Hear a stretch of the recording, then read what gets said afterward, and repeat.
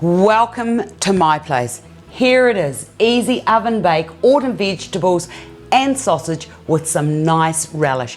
I've had lots of requests from students particularly wanting to know how to make things in one pot for not very much money.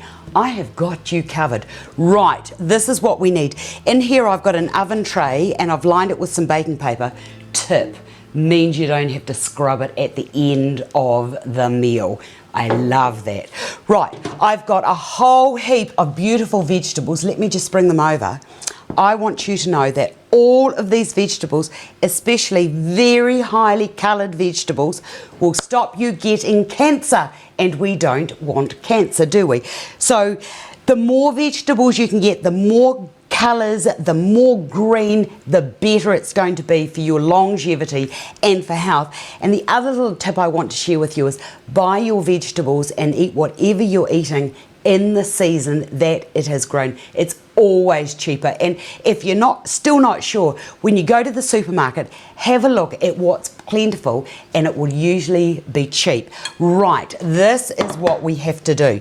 I'm using onion here, and another little tip, I'm into composting, I said I was going to. If you have really sore eyes, like, you know, when you get those terrible infections and you can't get rid of it, you slice an onion in half and just put a slice of that on your eye. You might be thinking, oh my goodness, it's going to sting. It will not sting. It's fantastic because it draws all of that yuckiness in your eye out. And I'm talking about when you've got the little crab, it feels like you've had crabs doing sandy things in your eyes. The other thing with the onion is it's really high in antioxidants. So these just get cut, like roughly cut, and everything that we're using today needs to be around about the same size. Now this meal will take you probably about 10 minutes to prepare. I'm going to try and speed it. Now potatoes, don't take the skins off. The nutrients are just under the skin. So by taking the skins off, you're losing all the goodness. So keep those in there. And I always sort of like work on about 2 or 3 potatoes per person when you are making this dish. But if you're big hungry boys, and if you are away for the first time from your mother and you're in a flatting situation and you're thinking, oh, what will I cook and I don't have very much money, you guys, or if you're in a flat, put your money together and make one person per week in charge of the shopping. Go to my site and I will try and provide for you every week a really yummy vegetable dish that's got lots of vegetables and a little bit of meat, because you don't really need any more meat than about that much. Now I've got some kumas here, we're going to put those into there. If you have an issue with perhaps diabetes 1 or 2, the research out at the moment indicates that you should only don't eat any white foods. You can't eat potatoes, but the other thing you can eat is like some kumara. Now cut those and put those in. Make these just a little bit bigger because these will take won't take as long to cook because they're quite soft. And the tissue, they won't take as long to cook as what the kumara is going to take. Right, some zucchini. I'm see if I can be really fast now and cut those at the same time. Oh, I can. So clever. Zucchini or courgettes, they're Italian. They are fantastic. And the darker the green of the vegetable, the better it is going to be for you. I've also got some Brussels sprouts here. These are fabulous for the bowel. It's like a big grenade going right through. It's going to get rid of anything that's lurking. What I've done is I've just cut the ends off and then cut those in half. Don't forget, dark green vegetables are really good for you. Right, what else we got? Oh, I've got some carrots. Now carrots are quite a hard fibrous vegetable, so don't cut those as big as you did with the other vegetables. Put those into there, and I'm going to show you in due course how to grow things like this. So easy. Now as for this here, I'm not wasting that, so I'm just going to take that off there and shove that into there. I'm feeling a bit like Jamie Oliver today. Right, the other thing I want to put into here is some garlic. Garlic is such a wonderful food, especially with the onions.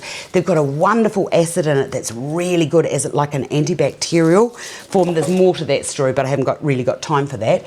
The other thing I want to put into here is some spring onions. Now, little tip, When you buy them, cut off as much of you as you can from the root. I used to like to leave about 1.5 inches or a couple of centimetres. They can be put into the ground and they will grow again. Fantastic. I love how nature works. Right, so the spring onions are all cut. I'm not going to put those in until the end. They're going to be my garnish. I now need to put some olive oil into there, just a little bit of sprinkling of olive oil. I've also got some rosemary here, and what I'm going to do with this is I'm going to strip that, and I'm going to leave those little bits there as my garnish at the end, and I'm going to keep all of these woody bits here because I've got another little tip. I'm so filled to overflowing with tips today. If you want to grow these, all you need to do is to get a pot. Don't forget to write the name on the outside. So this is rosemary, and just push that right into the container like so, and that will not take long to grow. In fact, I need to cut those wee bits off, but keep that well watered. That will grow, and this time next year you will have your own supply of rosemary. Fantastic. Right, the next thing that has to go into here are the sausages, and when my nan used to make this recipe, it used to be as many vegetables as you could, throw those into the pan, and a pound of sausages, and they used to feed all the hungry men that used to come in, out and off the farm. Right, what I do is I just get my knife here and I just do a slit at each end like so. You're best to use wet hands, but I haven't got wet hands, so we'll just use it this way. Squeeze the sausage meat out of the casing, just like you're forming nice little meatballs. Push that right out there.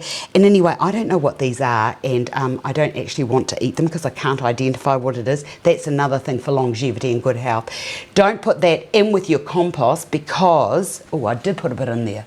I'll get it out in a minute. You don't want to put meat near your compost. Right, these just get thrown into here, and there's about 8 sausages, so that's going to feed like about 4 or 5 hungry boys. Get your hand in here and then get that oil and then just coat the whole thing, separating those little meatballs. Now you need to set your oven at 180, and this is going to go in for about 35 to 45 minutes. You'll know it's cooked when all of your vegetables are all nice and crispy. Spread those all out because I don't want those to all be in a clunk. Right, clean hands about now, and you are best to make this with wet hands to get the sausage out of the sausage casing. Right, we need a little bit of salt. You could put bacon in here if you wanted to, and lots of pepper. Pepper is so good for the blood. Right, all done, ready to go into the oven. As I said, 35, 45 minutes. It'll be ready when it's all lovely and golden brown. Are you ready? How quick was that? Dinner will be ready very soon. I'm very sorry, I told you lies. It's been in the oven for 45 minutes because I put more vegetables into it. The more vegetables that go into it, the longer it needs to cook. But it's ready to rock and roll. And you know that it's cooked by 2 reasons. One, you can hear it. Oh, I can hear it. It's all sizzly. The other thing is, everything is all beautiful and golden brown. And these gorgeous little sausage meatballs, they need to be really crispy and delicious. And that's what's going to give you the taste. I need to just turn this off and get rid of that. Now, the other thing I forgot to tell you is when you put the rosemary in, it's really great, the essential oil that's in there, because what it does is it cuts down some of the fat. And talking about the rosemary, well, that just rests for a minute. Into the pot that I planted, what you need to do is to snip off all those excess bits that are protruding more than a couple of inches beyond the soil line. Keep that watered, and I'm telling you, you're going to be so proud of what you achieve this time by the time the spring or the next season comes. Right, here we are. This looks absolutely gorgeous, and it just needs to be transferred from the dish. But look, if you're living in a flat or you're really hungry, what you could do is just eat it straight out of here and just get some lovely crispy bread. If it's the middle of the winter at your place, or it's late autumn and you've got friends coming over, get a nice glass of rosé. No, you don't want rosé at this time of year. You need a nice robust red to go with this. Look at that. Does that just not look fantastic? Right, onto here. The next thing we need to put on is a little bit more pepper, a little bit more salt, and then I'm going to put the spring onions around the outside like so, because I like, not everybody likes spring onions. And the other thing I've got is the last of the basil from my garden. That just gets ripped up and put onto there. Remember what I've already said today, the more green your bowel gets, the better your longevity is going to be. There we are, all ready to go, and I can't wait because I'm hungry and so are my crew. I will see you another day. Oh, and don't forget, bit of relish with it. Fabulous.